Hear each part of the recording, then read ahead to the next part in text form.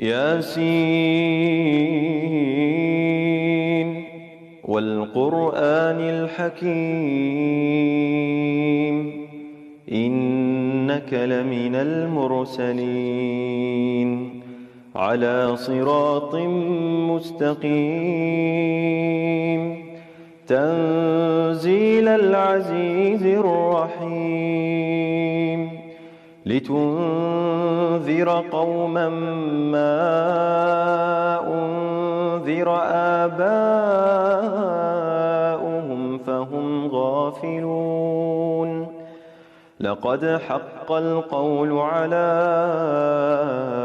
أكثرهم فهم لا يؤمنون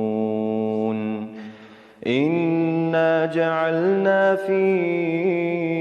أعناقهم أغلالا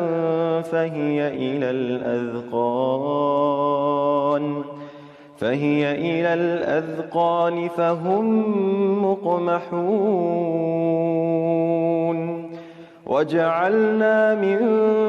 بين أيديهم سدا ومن خلفهم سدا